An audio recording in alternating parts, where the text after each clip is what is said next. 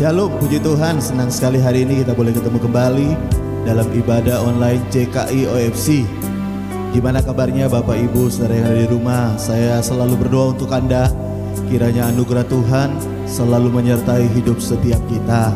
Semua kita sehat terpelihara dalam kasih setia Tuhan yang besar.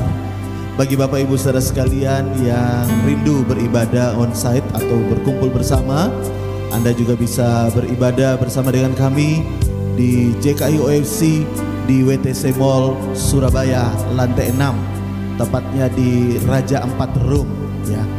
Bagi Anda yang mau beribadah, mari saya undang beribadah jam 3 dan jam 5 sore. Dan bagi Anda yang masih beribadah di rumah, Anda juga boleh mengikuti ibadah online bersama dengan kami. Saya percaya dimanapun Anda berada, anugerah Tuhan selalu menyertai kita semua. Mari lebih dulu kita berikan tepuk tangan kemuliaan yang meriah bagi Yesus Tuhan. Haleluya, haleluya, haleluya.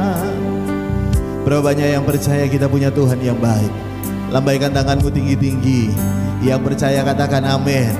Amin, amin, amin, amin, amin. Yesus, Kau sungguh baik. Yesus, namamu indah. Yesus, ku cinta Kau selalu.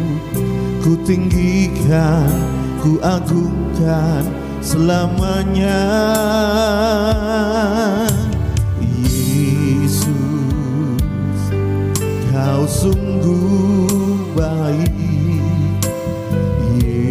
Yesus, namamu indah. Yesus,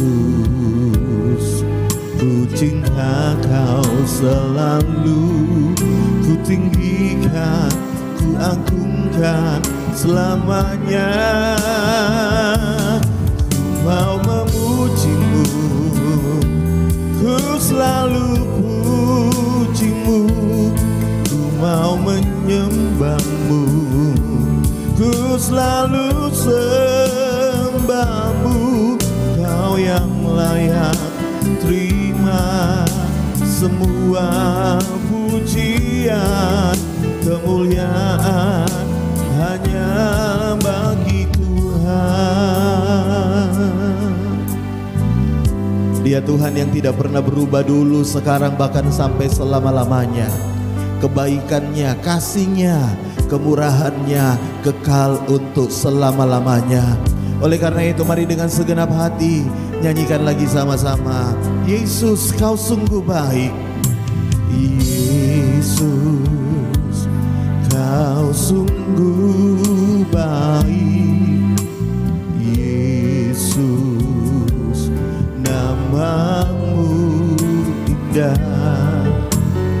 Yesus, ku cinta Kau selalu. Ku tinggikan, ku agungkan selamanya.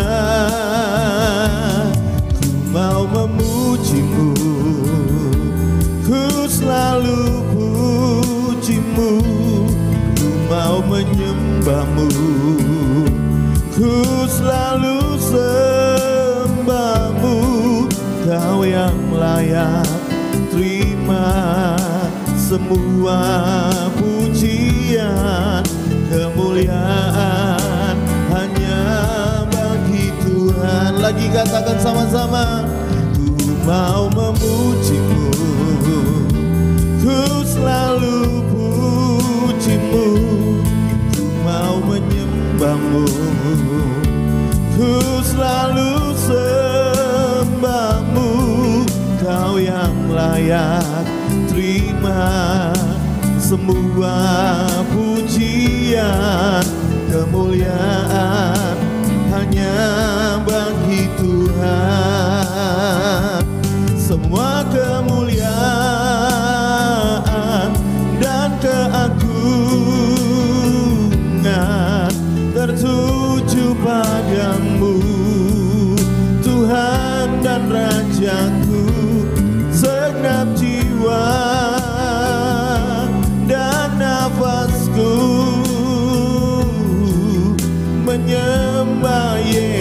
yang hidup.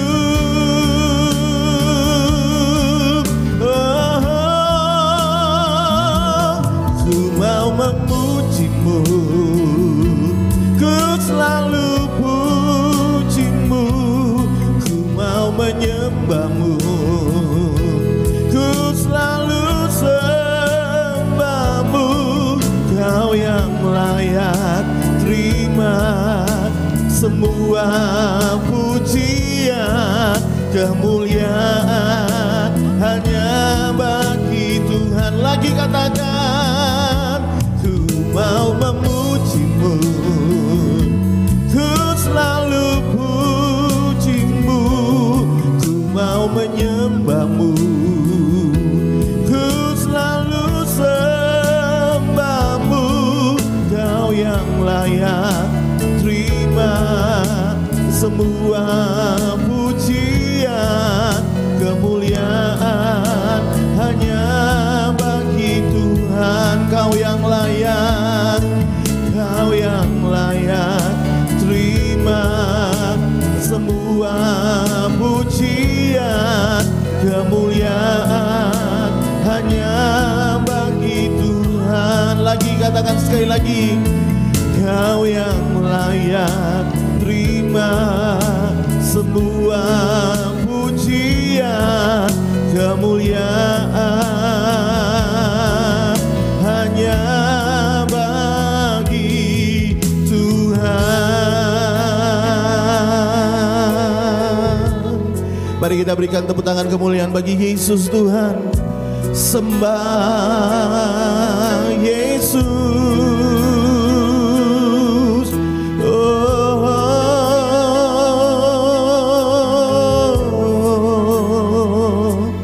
Engkau Tuhan yang baik, Engkau Bapa yang baik, kasih setiamu kekal untuk selama-lamanya. Haleluya.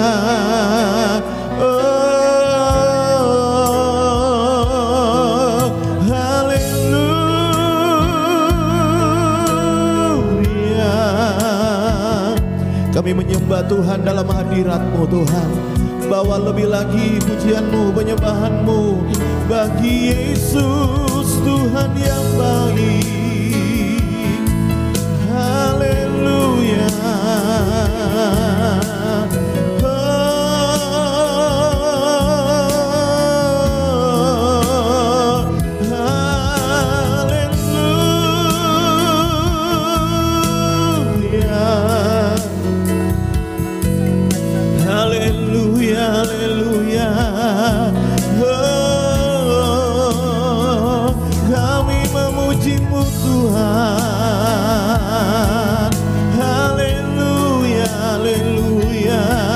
Kami mau menyanyi, kami memuji, memuliakan Engkau, Tuhan yang baik. Haleluya, haleluya, haleluya. Oh, mari kita berikan tepuk tangan kemuliaan yang lebih meriah lagi bagi Yesus Tuhan. Oh, ku nyanyi Hosana bagi Rajaku yang duduk di tahta. Aku muliakan dan ku agungkan, Kaulah yang disembah.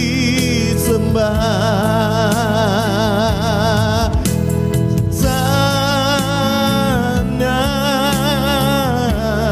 bagi Rajaku yang duduk di tahta.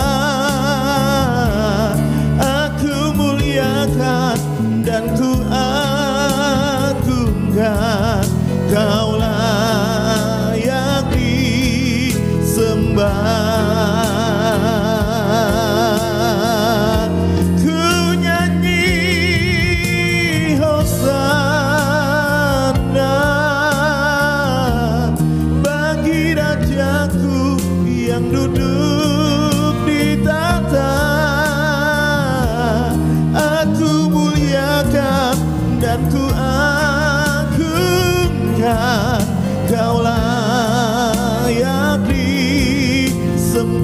Kau layak disembah, Kau layak disembah.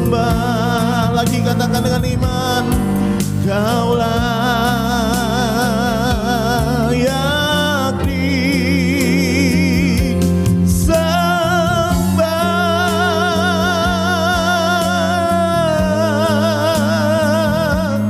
Amin.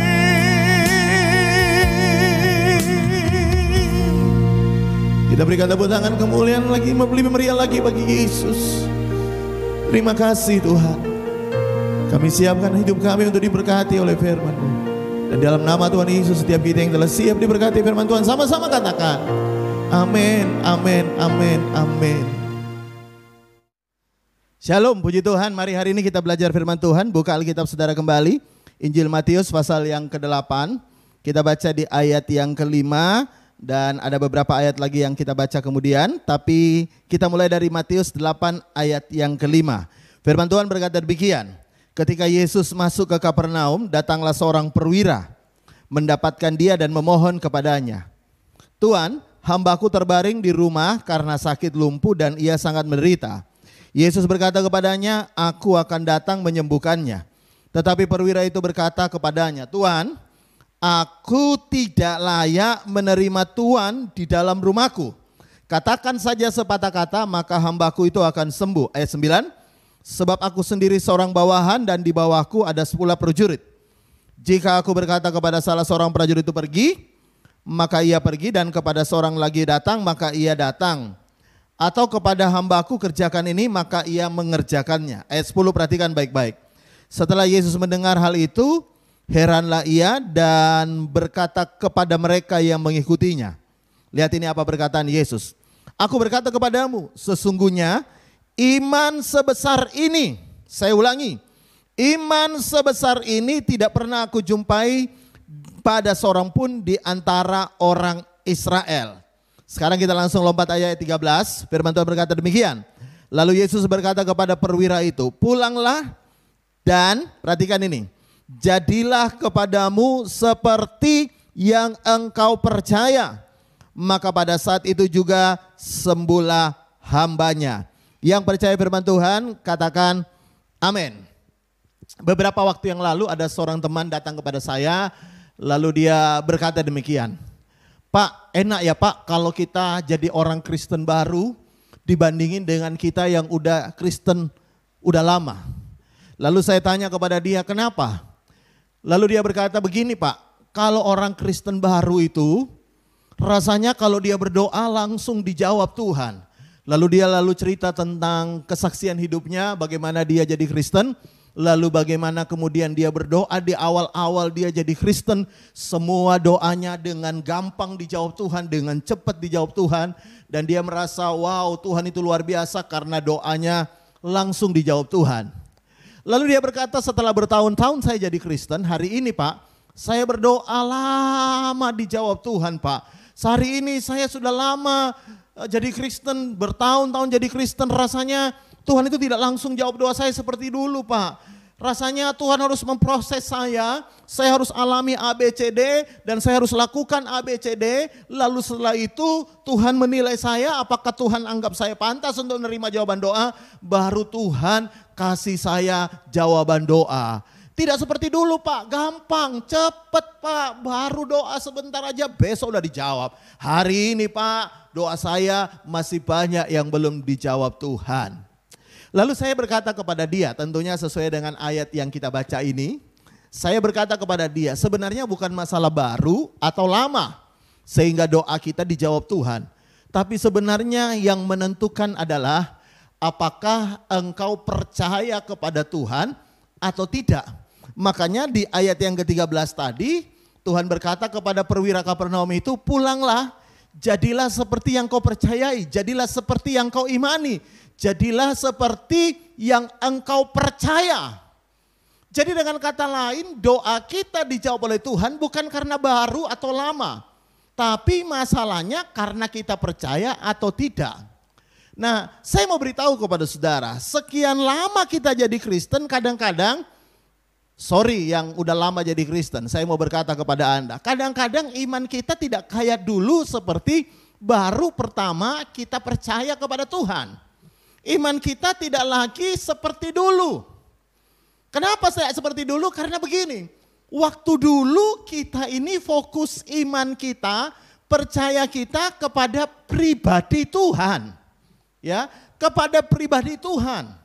Makanya seperti perwira Kapernaum ini, dia datang kepada Tuhan, dia minta tolong sama Tuhan, tolong doakan hamba saya sakit dan sangat menderita. Dia hanya fokus kepada pribadi Tuhan. Sedangkan semakin lama orang jadi Kristen, dia tidak lagi fokus kepada pribadi Tuhan, tapi dia lebih fokus kepada syarat dan ketentuan yang berlaku, ya. Artinya begini, kalau engkau mau dijawab doamu maka engkau harus lakukan A, B, C, D, engkau harus begini, engkau harus begitu, maka baru Tuhan jawab doamu.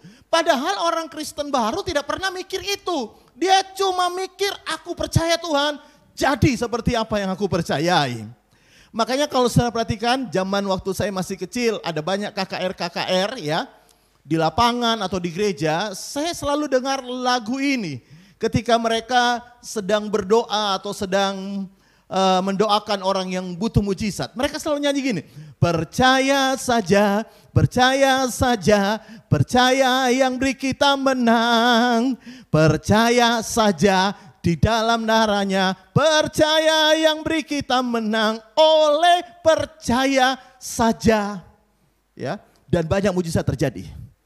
Nah, tapi kalau hari ini, semakin lama kita jadi Kristen, kita lalu berkata, Pak, nggak cukup karena percaya saja.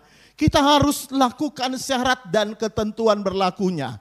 Karena itu kenapa tidak heran semakin lama kita jadi Kristen, kita nggak lagi fokus ke Tuhan, tapi hari ini kita sibuk fokus kepada syarat dan ketentuan yang berlaku. Karena itu saya mau ajak kita ini kembali kepada Kristen mula-mula kita. Ya, kembali kepada iman mula-mula kita. Iman di mana pertama kali kita percaya Tuhan. Ya, sehingga benar-benar iman kita itu fokus kepada pribadi Tuhan. Bukan kepada yang lain, tapi kepada pribadi Tuhan. Nah, saya mau tunjukkan di dalam Matius pasal 8 ini, coba lihat baca dulu di dalam ayat yang ke-8. Lihat perwira ini berkata begini, ya. Jawab perwira itu kepadanya, Tuhan, aku tidak layak menerima Tuhan, ya, di dalam rumahku. Jadi dia berkata, aku nggak pantas terima Tuhan dalam rumahku. Tapi dia berkata, katakan saja sepatah kata. Katakan saja sepatah kata, maka hambaku itu akan sembuh. Jadi dia ngomong, kalau Tuhan ngomong satu kata aja pasti sembuh. Pasti sembuh. Perkataan Tuhan yang membuat sembuh, bukan hal yang lain. Perkataan Tuhan yang membuat mujizat terjadi. Nah, hamba ini sembuh atau perwira ini menerima mujizat karena dia hanya fokus kepada apa yang Tuhan katakan. Yang lain dia nggak urusi. Dia hanya fokus percaya kepada pribadi Tuhan dan apa yang Tuhan katakan. Nah, saya mau contohkan dalam Alkitab bagaimana ada seorang yang sebelum jadi murid Tuhan, wow, dia luar biasa percaya akan apa yang Tuhan katakan, bahkan sangat respect dengan apa yang Tuhan katakan. Coba lihat sama-sama dulu Injil Lukas pasal yang ke-5. Kita baca di dalam ayat yang ke-4 dan ayat yang ke-5. Ini cerita tentang Simon Petrus sebelum dia menjadi murid Tuhan. Jadi ini pertemuannya dengan Yesus. Nah, suatu hari Simon pulang menelayan ya, pulang dari menangkap ikan tapi nggak dapat apa-apa. Lalu perahunya dipinjam oleh Yesus dan setelah Yesus memakai perahu untuk khotbah, lalu Yesus menyuruh dia melakukan sesuatu. Lihat ayat 4. Setelah selesai berbicara, ia berkata kepada Simon, bertolaklah ke tempat dalam dan tebarkanlah jalamu untuk menangkap ikan. Ya, jadi Tuhan suruh dia bertolak ke dalam untuk menangkap ikan. Nah, perhatikan jawab Simon ini. Ayat 5, Simon menjawab, Guru, telah sepanjang malam kami bekerja keras dan kami tidak menangkap apa-apa. Tetapi perhatikan ini, Karena engkau menyuruhnya, karena Tuhan yang ngomong, karena engkau yang nyuruh, aku akan menebarkan jala juga. Dan saudara tahu kisah selanjutnya, mereka nangkap ikan sejumlah besar hingga perahu hampir tenggelam. Nah ini sebelum Petrus jadi murid Tuhan, ya. Karena setelah itu baru diajak oleh Tuhan, engkau tidak lagi jadi penangkap ikan, nelayan, ya, tapi engkau penangkap manusia, penjala jiwa, ya. Nah perhatikan, Petrus ngomong gini, karena engkau yang nyuruh aku lakukan. Dia nggak lagi peduli tentang, Pak, ini kan udah siang. Saya aja nangkap malam setengah mati nggak dapat, apalagi udah siang. Dia nggak ngomong soal cuaca, dia nggak ngomong soal pengalamannya menjadi nelayan sementara Yesus hanya seorang tukang kayu. Dia nggak ngomong kepintarannya, dia nggak beradu argumen dengan Tuhan dengan apa yang dia tahu. Yang dia tahu cuma satu begini, Tuhan yang ngomong, ya wes pasti jadi seperti yang Tuhan katakan. Dia nggak peduli lagi yang lainnya. Dia nggak peduli lagi syarat ketentuan yang berlaku. Pokoknya dia tahu gini, Tuhan yang ngomong pasti jadi. Meskipun pagi-pagi di mana ikan-ikan udah turun ke dasar sungai, dia nggak peduli. Yang dia tahu Tuhan ngomong, aku percaya, aku lakukan, jadi. Ya. Sekali lagi, dia tidak peduli akan hal itu, dia cuma tahu begini. Kalau Tuhan ngomong, apapun yang Tuhan ngomong pasti jadi. Tapi bandingkan ya. Ketika Petrus sudah lama ikut Tuhan, tepatnya setelah 3,5 tahun ikut Tuhan, lihat apa yang terjadi kemudian. Lihat dalam Markus 14 ayat 27. Ini detik-detik di mana Yesus akan kemudian diserahkan lalu akan mati di atas kayu salib. Tapi sebelumnya, lihat apa yang Yesus katakan. Lalu Yesus berkata kepada mereka, ini omongan Yesus. Kamu semua akan tergoncang imanmu. Yang ngomong siapa? Yesus yang ngomong. Sebab ada tertulis, aku akan memukul gembala dan domba-domba itu akan tercerai-berai. Tetapi sesudah aku bangkit, aku akan mendahului kamu ke Galilea. Ya. Jadi ini Yesus ngomong, kamu akan goncang imanmu. Yang ngomong siapa?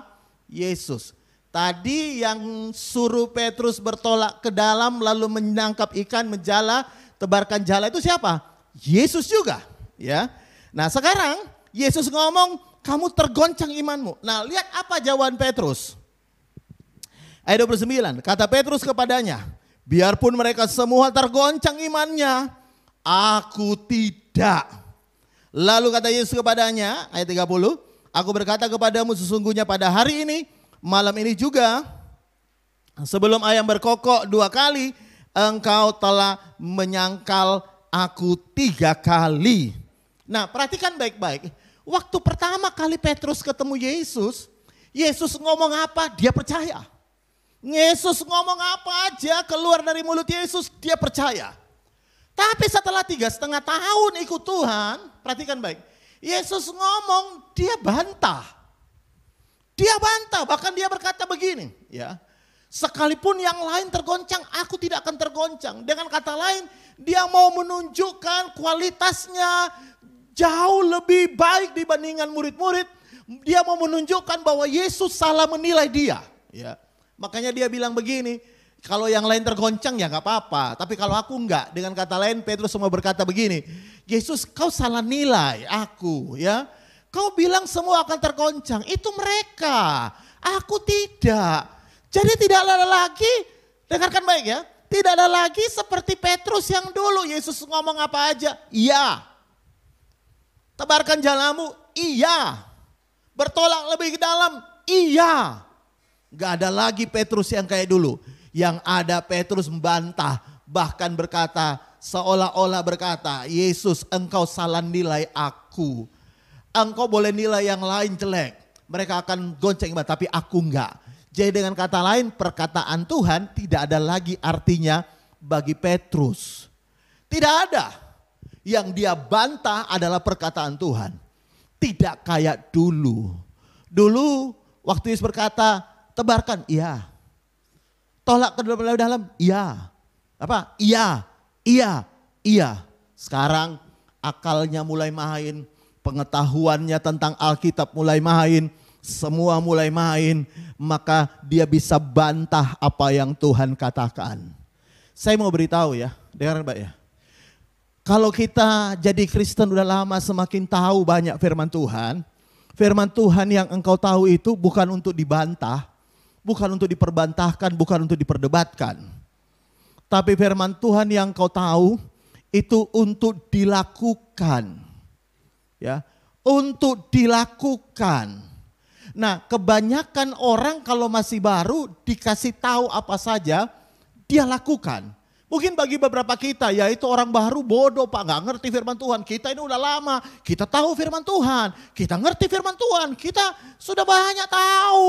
Makanya kita gak gampang dibodohin. Saya mau beritahu kepada saudara, ya disitulah masalahnya.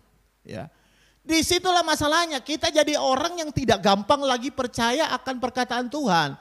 Kita lebih gampang percaya akan pengetahuan kita tentang Tuhan daripada pribadi Tuhan. Saya ulangi kalimat ini. Kita ini lebih percaya akan pengetahuan kita tentang Tuhan daripada pribadi Tuhan. Makanya tidak heran Tuhan ngomong apa aja dalam hidup kita, kita selalu bantah. Kita selalu bantah dengan apa? Dengan pengetahuan Alkitab kita, pengetahuan kita tentang Tuhan. Tapi justru yang kita bantah adalah pribadi Tuhan yang berfirman. Karena Tuhan pernah berkata begini, ya. Dia ambil anak kecil dan berkata, anak kecil ini adalah pemilik kerajaan sorga. Orang seperti anak kecil ini akan masuk dalam kerajaan sorga. Kenapa? Karena anak kecil itu lebih gampang percaya dibandingin dengan orang yang sudah dewasa. Ya, orang Kristen baru lebih gampang percaya dibandingin dengan orang Kristen yang sudah lama, yang udah banyak tahu tentang Tuhan, tapi justru mereka tidak percaya akan pribadi Tuhan. Saya mau tanya sama Anda. Percaya nggak Anda kalau Tuhan berkata begini, di masa pandemi ini Tuhan tetap pelihara kita? Saya bisa dengar kata amin. Atau Anda mulai bantah, oh enggak Pak, memang Alkitab berkata begitu memang. Tapi saya tahu Pak, hari-hari memang agak gini Pak. Memang Tuhan juga gini. Aduh, saya mau beritahu kepada saya, bagianmu itu cuma percaya saja. Kalau Tuhan ngomong hari ini banyak hal dalam hidupmu, maka bagian kita cuma berkata, ya saya percaya. Sekarang saya mau tanya lagi kepada Anda, percaya nggak Anda bahwa Tuhan tetap pegang kendali atas dunia ini? Tuhan tetap pegang kendali atas hidup kita. Bahwa Tuhan tetap pegang kontrol, pegang kendali, bahwa tidak ada sesuatu yang terjadi tanpa seizin Tuhan. Percaya nggak Anda? Saudara pikir COVID ini terjadi tanpa seizin Tuhan? COVID terjadi seizin Tuhan. Meskipun bukan Tuhan yang merancangkan COVID, karena Tuhan tidak pernah merancangkan malapetaka. Tapi kalaupun terjadi seizin Tuhan, setan gak bisa seenaknya. Bahkan virus pun tidak bisa seenaknya. Dia harus lapor sama pribadi Tuhan. Dia gak bisa seenaknya. Saya pengen nempel di sini, saya pengen nempel di situ. Gak bisa. Bahkan saya mau tanya, percaya gak Anda kalau kita masih hidup hari ini, itu karena Tuhan masih pengen kita ada di dunia ini. Karena ada masih banyak tugas yang perlu kita selesaikan. Saya bisa dengar kata amin? Bukan karena kuat dan gagah kita. Memang saya tahu kita harus tetap menjaga apa yang menjadi bagian kita. Tapi saya mau beritahu, Anda harus yakin betul hidupku dalam tangan Tuhan. Tuhan pegang kendali. Tidak ada satupun yang terjadi dalam hidupku tanpa seizin Tuhan, dan kalau Tuhan izinkan semuanya pasti mendatangkan kebaikan. Yang percaya katakan amin. Kita gak bisa memperpanjang usia kita kalau memang Tuhan udah waktunya panggil kita pulang. Saudara percaya gak itu? Itu aja susah banget kita percaya. Seolah-olah kita hidup hari ini karena usaha kita menjaga. Saya mau beritahu, orang menjaga sekalipun, sepintar-pintarnya dia menjaga sekalipun, kalau memang waktunya pulang, pulang. Saya bisa dengar kata amin. Gak ada yang bisa nahan kita kalau Tuhan bilang pulang, pulang. Gak ada. Oleh karena itu, saya mau tunjukkan lagi ayat supaya kita bisa lebih mengerti. Lihat. Lihat Wahyu pasal yang kedua ayat yang keempat. Nah, lihat ini ayat tentang kasih mula-mula, ya. Loh Pak, kita ini bicara tentang iman mula-mula Pak. Kenapa bicara kasih mula-mula? Nah, saya akan tunjukkan nanti. Lihat Wahyu pasal yang kedua ayat 4. Firman Tuhan berkata begini. Namun demikian aku mencela engkau. Karena engkau telah meninggalkan kasihmu yang semula. Tuhan mencela jemaat di Efesus karena meninggalkan kasihnya yang semula. Lalu Anda berkata, apa hubungannya dengan iman? Saya mau beritahu, kasih itu erat kaitannya dengan iman. Kasih mula-mula itu erat kaitannya dengan iman mula-mula. Loh kok bisa Pak? Nah saya mau tunjukkan, lihat sebagai ayat yang terakhir. Lihat 1 Yohanes 4 ayat 19 dan saya selesai dengan ini. 1 Yohanes 4 ayat 19 firman Tuhan berkata begini, lihat. Kita mengasihi karena Allah lebih dahulu mengasihi kita. Nah lihat firman Tuhan berkata, kita ini bisa mengasihi Tuhan karena Tuhan lebih dulu mengasihi kita.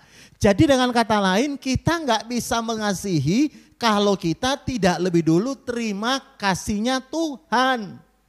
Ya. Lalu apa hubungannya Pak dengan kasih mula-mula dengan iman mula-mula?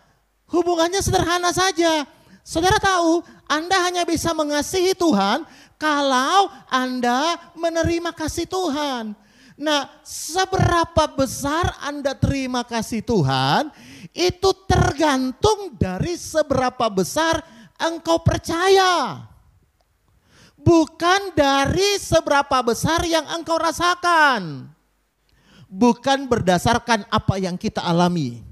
Tapi berdasarkan iman. Karena itu meskipun apapun yang kau hadapi hari-hari ini mungkin tidak enak, tidak nyaman. Tapi kalau imanmu berkata saya disayang Tuhan, maka engkau bisa mengasihi Tuhan. Nah, dengarkan baik-baik ya. Orang Kristen awal selalu bicaranya cuma saya dikasihi Tuhan. Makanya penginjilan awal itu selalu bicara engkau dikasihi Tuhan. Karena begitu besar kasih Allah akan dunia ini.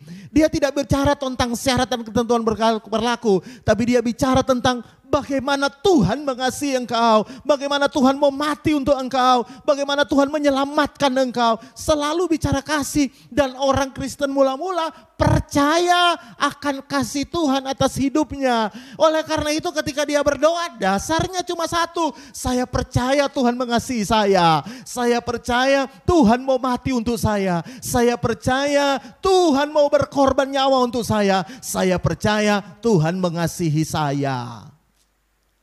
Sementara kalau kita udah Kristen lama, kenapa dikatakan kehilangan kasih mula-mula? Karena sebenarnya yang hilang dari iman kita nggak terlalu yakin lagi bahwa pribadi Tuhan itu sangat mengasihi kita. Yang kita tahu hari ini cuma Tuhan dengan segala aturan-aturannya. Tidak lagi bicara tentang pribadi Tuhan yang sangat mengasihi kita. Saudara, tahukah Anda? Kalau Anda percaya Tuhan mengasihimu, COVID boleh sampai berapa lama pun tidak masalah. Loh Pak, Bapak doa supaya COVID tidak berakhir. Bukan itu maksud saya. Yang saya maksud apapun yang kita alami, COVID hari ini, apapun juga kesusahan persoalan yang kita alami, selama kita tahu kita dikasihi Tuhan, maka setiap kali kita berdoa, kita cuma ngomong Tuhan, aku percaya Engkau mengasihi aku. Aku percaya Engkau mengasihi aku. Aku percaya Engkau mengasihi aku. Aku percaya Engkau mengasihi aku. Aku minta kepadamu Tuhan, tolong aku. Maka Tuhan akan tolong engkau. Oleh sebab itu hari ini mari kembali kepada iman mula-mula. Iman yang percaya satu hal. Karena begitu besar kasih Allah akan dunia ini. Sehingga Dia memberikan anaknya yang tunggal. Supaya barang siapa yang percaya kepadanya tidak binasa melainkan beroleh hidup yang kekal. Sesederhana itu. Oleh karena itu Semakin lama engkau jadi Kristen, jangan pernah hilang imanmu yang berkata, Tuhan mengasihi aku. Oleh karena itu kalau engkau percaya Tuhan mengasihi engkau, apapun yang Tuhan katakan, percayalah semuanya untuk kebaikan kita. Bahkan apapun yang Tuhan katakan, pasti terjadi. Pasti terjadi dalam hidup kita. Saya mau beritahu, kelemahanmu, kegagalanmu tidak akan pernah bisa membatalkan. Dengarkan ini, tidak pernah bisa membatalkan rencana Tuhan yang besar untuk hidupmu. Kecuali engkau sendiri tidak percaya bahwa Tuhan punya rencana atas hidupmu. Hari ini yang percaya Tuhan punya rencana atas hidupnya bilang amin. Dan hari ini setiap kita mau kembali kepada iman mula-mula. Katakan amin, amin, amin, amin. Tutup Alkitabmu, mari kita mau berdoa. Tuhan Yesus, terima kasih buat hari ini kami sudah belajar firman-Mu. Tuhan, kami berdoa dalam nama Tuhan Yesus, kembalikan kami kepada iman yang mula-mula. Sehingga kami Tuhan benar-benar hidup dengan iman. Bukan lagi hidup dengan apa yang kami rasakan, tapi hidup dari iman. Percaya Tuhan mengasihi kami. Kami percaya apa yang Tuhan katakan pasti terjadi. Karena itu memberkati semua jemaat yang sudah mendengarkan dan sudah mengikuti ibadah online ini. Dimanapun mereka berada, berkat Tuhan ada atas kepala umat-Mu Tuhan. Dan kami berdoa dalam nama Tuhan Yesus, angkat tanganmu tinggi-tinggi. Kalau kau percaya, aminkan dengan imanmu. Tuhan memberkati engkau dan melindungi engkau. Tuhan menyinari engkau dengan wajahnya dan memberikan engkau kasih karunia. Tuhan menghadapkan engkau dengan wajahnya dan memberikan engkau damai sejahtera. Dan dalam nama Tuhan Yesus, setiap kita yang percaya terima warisan anak sulung, berkat double porsi dalam tahun kasih karunia Tuhan yang melimpah. Sama-sama katakan amin, amin, amin, amin, amin. Ibadah kita sudah selesai. Tuhan Yesus memberkati kita semua.